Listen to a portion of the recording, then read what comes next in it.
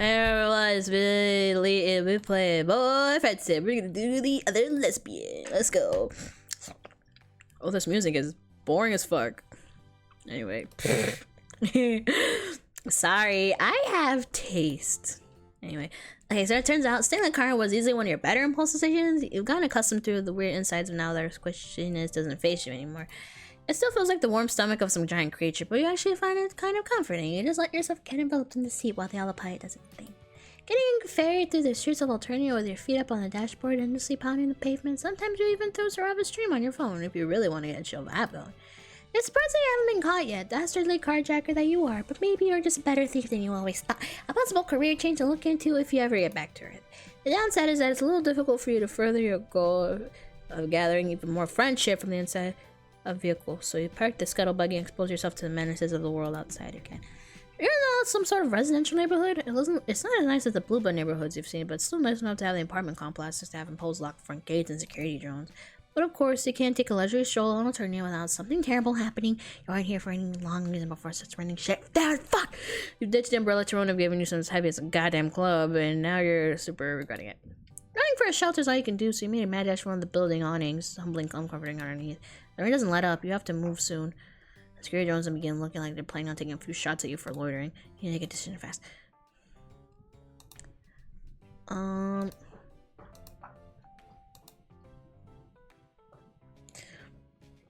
Try and get to one of the buildings. There's no way you're getting into any of those buildings in the past couple. Wait, you think you see someone coming your way? Perhaps they'll be your knight in shining armor? Okay, thank you. So what you're telling me is that my appointment is cancelled? You're still some distance away, but she's looking right at you. You point yourself at yourself, cousinly thinking she might be talking to you, but then you realize she's wearing a Bluetooth headset. Jarmery used to be so on the ball, remember? The time you gave me a full-pronged redefining procedure right before the high blood ripped his arm off. But now you can't bounce back from one little treasure on the abdominal sausage as happened to the boy's losing his touch.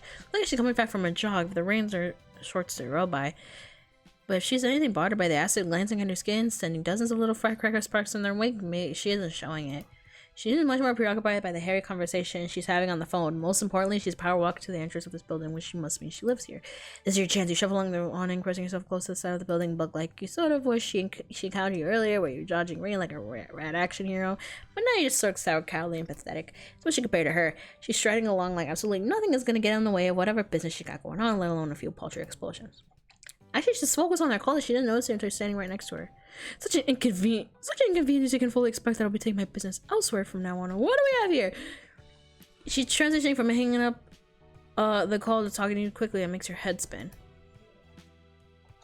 Take this down, strange little horse creature parked in front of him, very puny and scared looking. Can only be the alien everyone's been talking about. Such opportunity can go to waste now, can it? You're confused again, looking around who she might be talking to, but it's probably someone else here. Maybe she's dictating notes on her phone. Look at you! Can we have water outside of this darling can? We are arriving to do give me the name of your stylist. So good to meet you. Here's my card. Name Stelza says yeah. Odd terrorizer in training for the Ulterior Empire. Nice to meet you. Let's walk and talk. You didn't realize that borrowed hoodie was that impressive of a look, but okay. She produces a business card with one hand and puts a member of a panel on the other and take the card. It's a struggle to process what you say, respond to your question, and introduce yourself. Oh, sorry, the verbal equivalent of getting hit by a truck. How is it possible to talk so fast without taking your breath? You can barely get a word in edgewise. Stella continues chattering, though she steps inside, wait for you to follow her into this building. Elevator, you do. So tell me, do you run any businesses on your planet? If you do, I would be more than happy to offer my services. They are very efficient and affordable, I can assure you. All your legal and financial documents will be checked over in time. Everything is running in tip-top shape. I'm so happy to run into you. Ever since Zizi told me she may have been asking her to introduce me. It's very important for a professional to continue growing her network, especially intergalactically, don't you agree? She's still busy yourself with your phone while talking to you, texting on time keyboard. Now the name Zizi doesn't ring any bells. You flip through the Rolodex in your brain, try to remember. Yeah, have you really made so many friends that you're beginning to forget their names? You're a little impressed with yourself. It only feels like yesterday that you were calling to the basement of a murderess and getting stabbed in the shin with a screwdriver. Just a single friend to your name. Good times. You come in so far then, bring this... Wait, Stills' own name finally starts to register. You've heard it before. This is Tizia's maid spirit, so she must be talking about Tizia's. Murder, fast stabbing, very fascinating stuff, I'm sure. I guess I'm referring to my darling Tizias, of course. You're at the door of her hive. She unlocks it, letting you both in. Come on in. Welcome to Chess. Say, make yourself at home while I get the getting water. Grub king my sheets. Right, I would love to continue our chat while I'm a little sweating, and also as it wreaks absolute havoc on your skin. You know how it is. I'll just jump into that bullshit trap for a minute. Please, excuse me, won't be long as shakes of quack beast gastric evacuation. Actually, you wouldn't know how it is, considering that a bucket-load of acid falling on you would leave you entirely injured or very dead, and she's already gone. Really relieved that it's not that Stella very friendly. It's not that Sarah isn't friendly. She's plenty friendly. She just approaches friendship in a way that makes you feel like a little like a line of her, on her to-do list that she's in a hurry to check off. Oh well, she seems like she wants to. You have some sort of work contract, not a friend, but that's okay. You worn many hats in pursuit of friendship. Clown, cultist, impromptu shoe shop spapper, murder accomplice, business associates, one of your tamer ones on the list. Now that you no longer have to keep up with her mile-a-minute conversations, you can have a proper look around her hive. You're not sure what's more perturbing, the sheer amount of ping that's causing your eyeballs, or the fact that everything is supposed to be organized is making you a little uncomfortable. It's like you're merely standing here stripped in a careful order of the room. Is that a fucking Mario thing? Shittily drawn? Her shelves are crammed full of books, but nearly arranged a topic with each topic explained on a little label on the shelf. She also got a lot of posters featuring motivational slogans underneath nature photography. The only normal looking thing on the spot is a coffee table with mishmash personal belongings piled on top of it, books, paper, a jacket. You think it might be a mug? None of these struck as being particularly stealth style. The overall effect is that a very pink, very neat office cubicle. You almost feel like you should start chugging mediocre coffee and complaining about how much you hate Mondays. Sorry to keep you waiting. Oh, look, she's just taking a shower. Dulce reemerges, her hair wrapped in a towel. Wait, what the fuck? Okay. Well, it's been a blast getting to know you, huh? Hold on, I'm eating.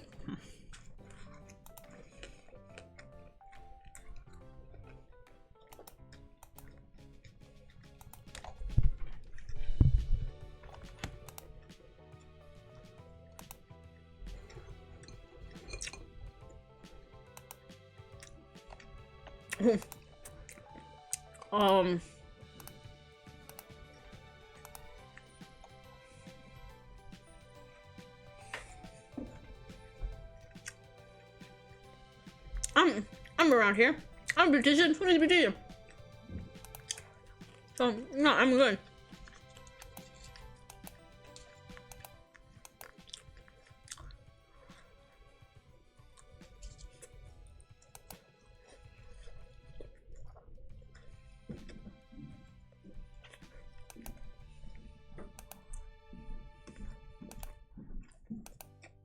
Oh, what am I doing now? I got damn fuck.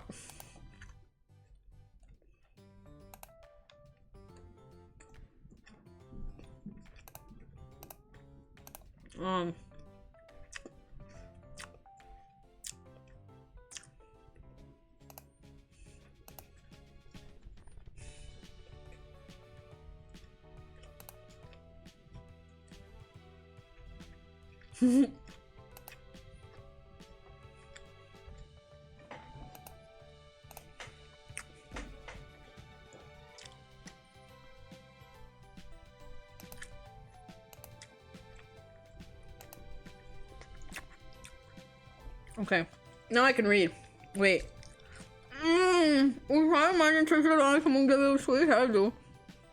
Even if her girlfriend in question, have a hard time picturing it. Oh wow, she's the person who no, maybe this is one who relax, but still relaxing.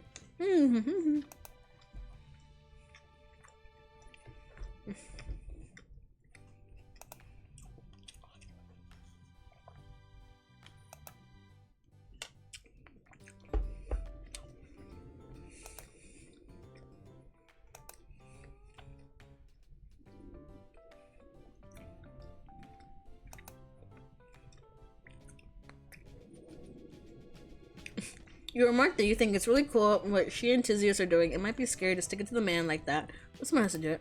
Well, it's not exactly that conversation, but talking to Tizius about this has been enlightening. It was sad, and you really bonded over it. Maybe I'll be able to bond over Stelsa the same way. Susan looks confused, and her eyes flick down to a notebook. Just for a second before she reaches out, smartly straps it shut, and scrolls it away in one of the drawers. Some of the drawers slamming makes you jumpy, surly voice, Stelsa's hair. I'm quite sure I don't know what you're talking about. I'm not sticking anything anywhere. Definitely not to any man. And neither is Tizius.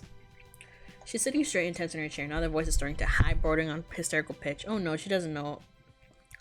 You're on their side. Ortiz's might have told her about our conversation. It's okay. Not gonna tell anyone. You're sworn to secrecy, but Salsa averts her eyes, is stubborn, set to her chin. Again, I have no idea what you're talking about. Not a single clue. Jesus and myself are both law-abiding subjects of the Empire. We don't dabble in such foolish things as sympathizing with rebels. What would that possibly accomplish? She wrings her hands distractedly. We do things in a way do on Autonia for a reason, darling. Without the hemo spectrum and the rules we need to play, why? The world would have plunged into complete chaos. Well, the rules are bullshit. Let's admit that. Troll's running around not knowing which way is up or whether not to tell them where the place is in the world. She goes from hand-wringing to just gesticulating, wildly almost throwing off a pair of jars on the table, pausing frightened at the prospect of societal breakdown. It's better for everyone this way. I truly believe that. You're beginning to realize they may have put a foot in your mouth. Just a little bit. Stuff her toe and copy yours. Maybe she sounds way too earnest for this big cover up. Could it be possible Stelza does side with Artesia's caller, the Codesk? That she doesn't know about Tizia's underground research after all, but the book was right there.